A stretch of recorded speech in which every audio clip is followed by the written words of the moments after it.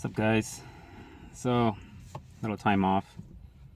Had a lot of work, and then was going through some sort of normiemaxxing, getting couple friends. Was accompanying my few friends that I have to some events here and there. Um, yeah, my social game has gone a little bit better. It was very rusty, very bad, but um, I was able to accumulate some rules on how to navigate through it. On how to, it's interesting what I saw, man. Like all the black pill rules. I mean, a lot of times they're right, a lot of times they're wrong. So, I'm not 100% anything, but I was able to see fat guys winning. I was able to see like Chads just being casted as negatively because of their personality. Like, so there's a lot of there's these rules, social rules you have to go by if you want to walk outside, if you want to leave the dating apps and stuff like that. And obviously this stuff is something you get naturally. I wish my dad would have told me this kind of stuff, but he was raised in a different country, and it was just different time, and for most people this stuff is natural, but I have the ability to formulate it in bullet points and make it, like, I don't know, autistic, like like yeah, bullet points. But even though these are things that you should get naturally, I do think it comes naturally to me, but other people, especially like low IQ analytical people, can't formulate it in text. So I'm gonna just go one by one and how to it's like, how you seen that, read the book How to Win Friends and Influence People? It's kind of like that, but just a brief synopsis of my experience, not doing it, but seeing how other people do it. Number one, know the audience, and know the audience to see if it's even worth going. And this is a good one. For any event, man, know what you're getting into. Know what kind of people are going. Now, you don't have to get that crazy about knowing what kind of people are there, but just try to get a feel for how degenerate are these people, or how weird are these people. Like, just try to get a feel like what kind of audience you're going into, because then you don't want to be like, oh, I have to go. I mean, you can, but that's my second rule. But sometimes it's good to just not go. You kind of know the people there, and they're just not your kind of people, so don't go. You're like the only kind of person though, that's your type, that's going, and you're going through this stuff. Like, you don't have to. So know your audience. Like, I don't know, like, are you a reggaeton maxer and you're going to a country concert? Are you a country guy and you're going to a rap concert? Like, know your audience of where you're going to, so you don't look like the outcast or feel like the outcast. So you have to put yourself through that. Number two, know when to leave. Know when to leave. Now, you shouldn't, for any event, any kind of social event, work function, social function, anything like that, you are allowed to leave. Now, obviously, you shouldn't leave autistically, like right after getting the appetizers, or right after getting, try to stay around for a bit, but you're allowed to leave. This is another part of the rule. Like, you have to try to talk around with some people, or introduce yourself to some people here and there.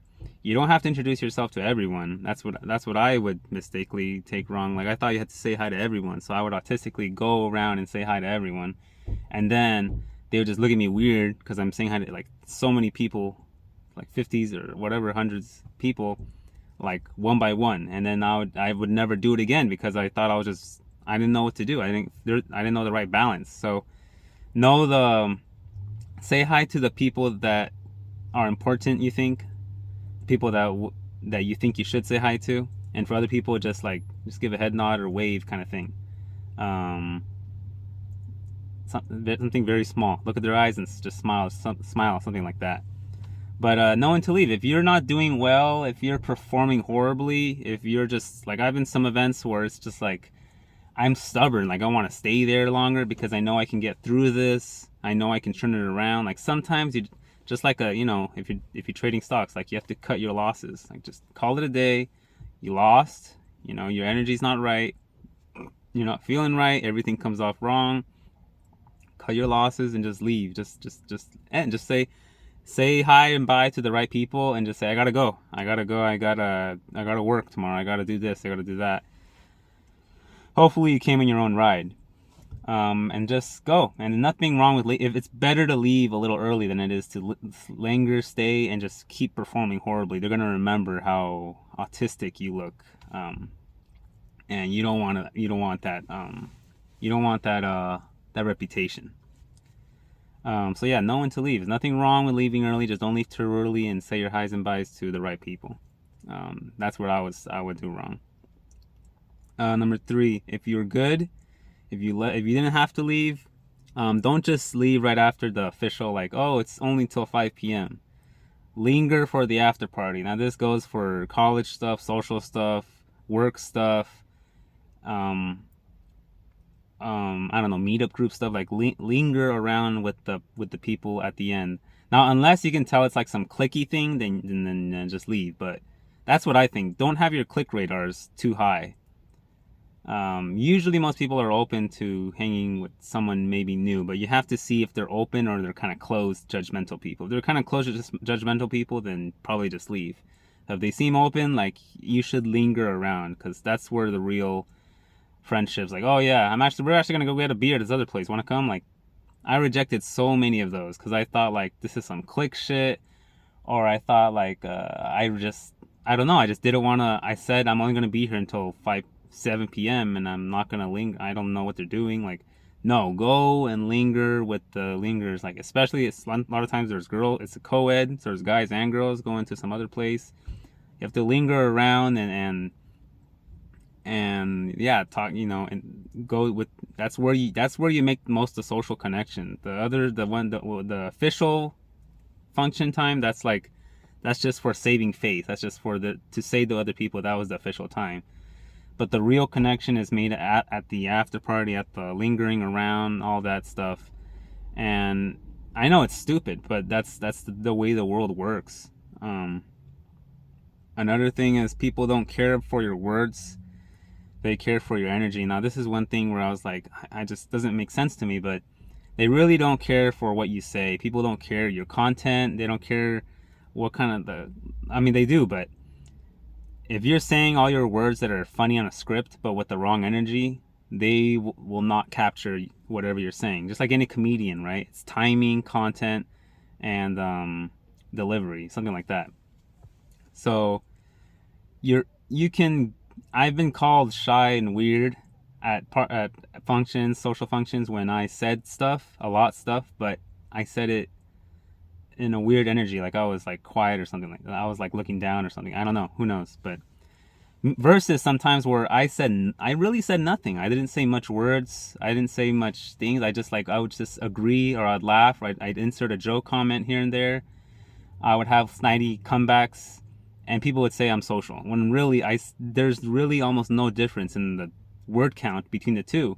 It's just people, including me, maybe, I'm saying I'm self-aware, but people are captivated by the energy someone brings, which is something that you almost can't replicate. You can't fake it. So when you have it, you have it, and when you don't, you really don't. You look like a serial killer, and you get that kind of reputation. So they really don't care for, they definitely care for your energy that you bring to the table.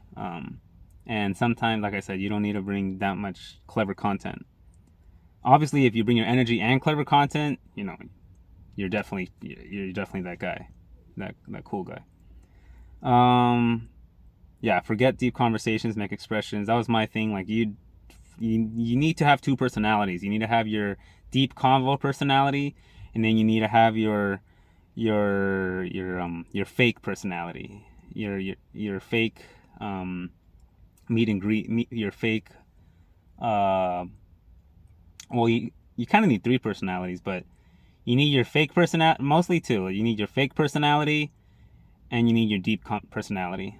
You need your fake personality for most of the time, unless the group gets becoming to like 6 people, or maybe even like 6 or 5 people is like a blend. Like 5 to 10 is like hybrid, half fake, half deep, and then like 5 and less is like, okay, you can start shifting into who you are, your deeper personality. and I'm creating my fake personality. As I said, I've been normiemaxxing, going to just by tagging along one of my friends. So I've been kind of normiemaxxing and friend maxing a little bit. I'm gonna go hiking with this guy, and then we're gonna practice Muay Thai, kickboxing, or is it? Was he gonna teach me BJJ? But at the park, so like, you know. But I had to tag along and just like do these dumb rules. But yeah, you need a deep personality and you need a fake personality. If you don't have a fake personality, you just have to start creating it somehow. I don't know, like improv. Like you gotta find some, especially if you're young. There's so much more opportunities versus when you're 30. When you're 30, there's only few opportunities. When you're young, there are many opportunities to create that fake personality. And then obviously, like I said, you can have the hybrid when it's around like 5 to 10 people. Now, yeah, but you need guts to go around and show your face off to people, to introduce your name.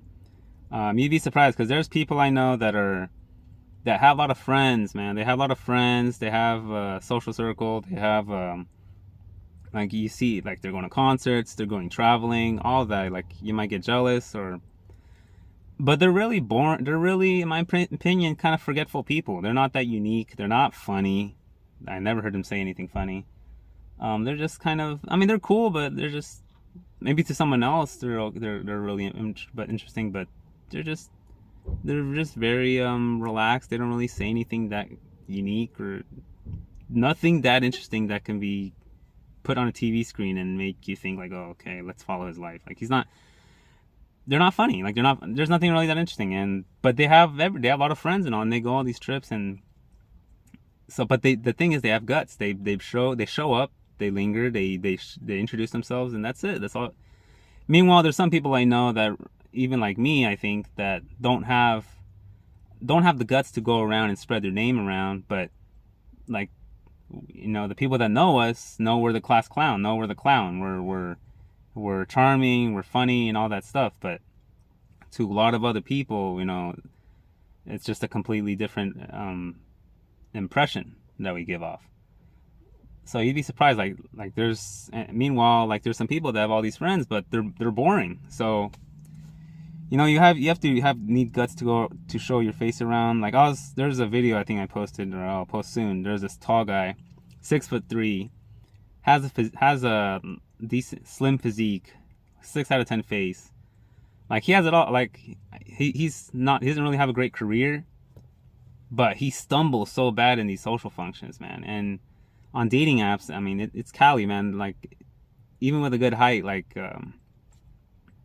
it's still hard for everyone. So he's kind of having to have to social max, but he can't introduce himself. He can't. I mean, he can, but it's like, he can't just show up to somewhere new and have the guts to approach or talk to someone new, a guy or a girl. He kind of just sticks around with the same people, and that's kind of what I do. Kind of what I do, but when he's with people, he whispers. Like, you can't have a non-confident voice. You have to, first of all, you have to get in the door and show up and introduce yourself. Next of all, you have to have a good voice. You have to have a decent, confident voice. You can't have, he whispers. That's the thing. He whispers, and he lingers on about some topic too long. He doesn't know when to stop and get feedback from the other person. So there's these rules that he's horrible at, and so he can't get chicks. He can't get chicks to like him back. He'll get a date because he's tall and stuff, but he can't get chicks to like him back.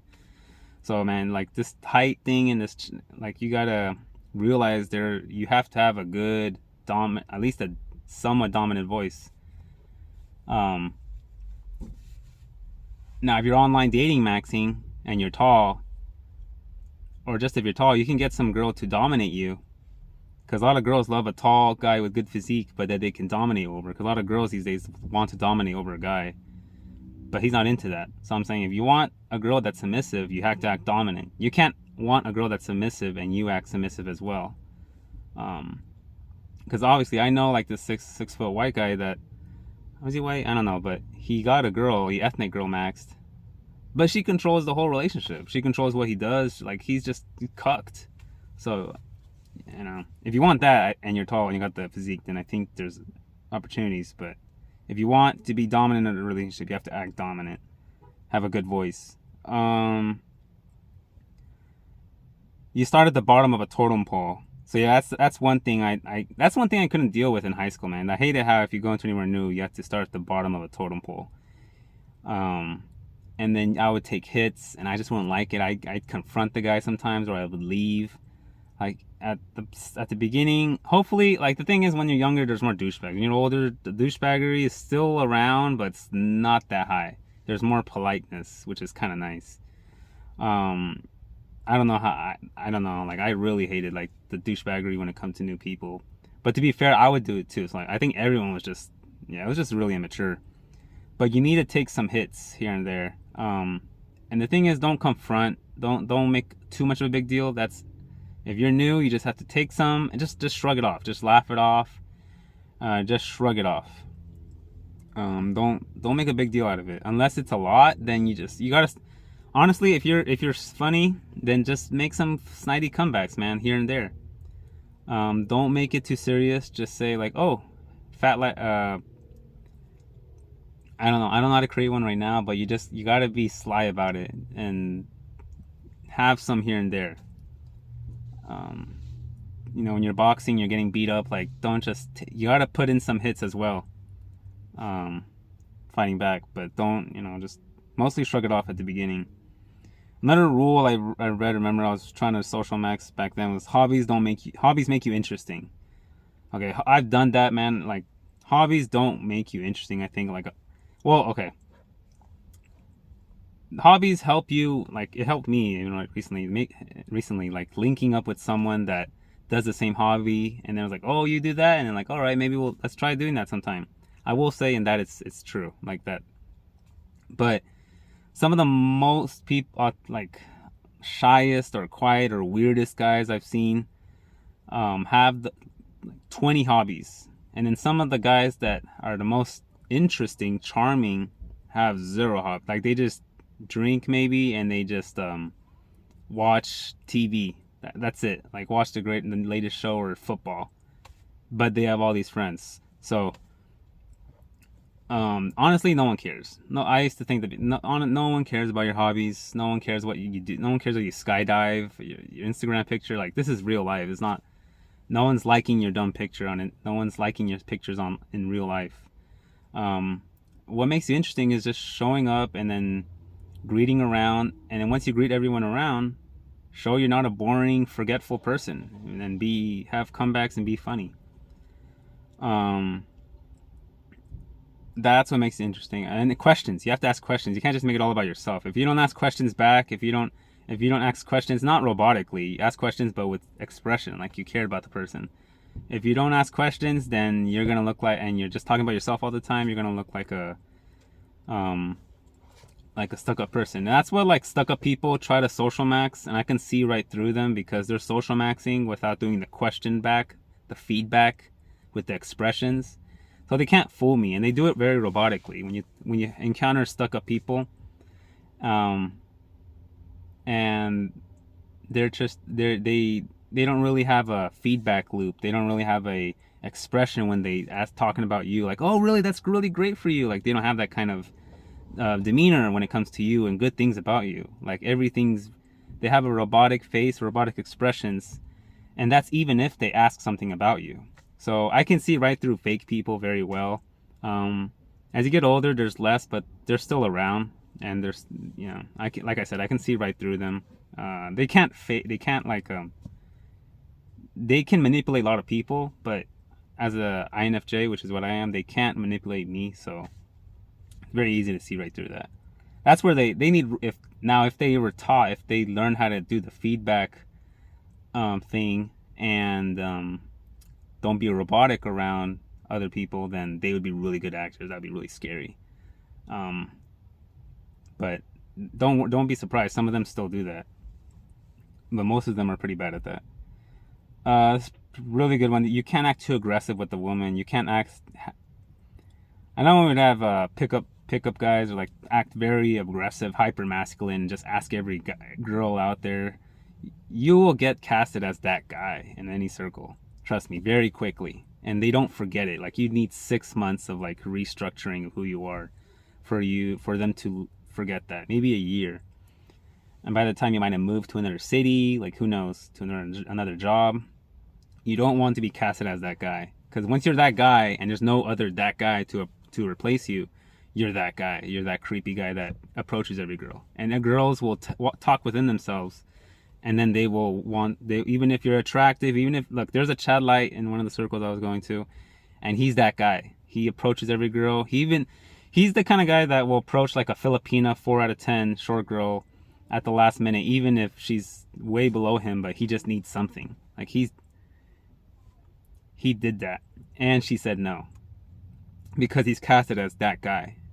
And he's decent looking, man. He's decent looking. He has that creepy hunter personality that just, you can tell he's talking to a girl, and you can tell right. I even seen him in action. You can tell he's about to go for the kill. Like, that's always on his mind. So you don't want to have that. Have to have a balance with the masculine and the feminine. So you also have to have that friend approach as well. And you can't be waiting for that kill. You have to kind of lose the hunterness and smoothen up the personality until they trust you, and then you can maybe go for a slight kill.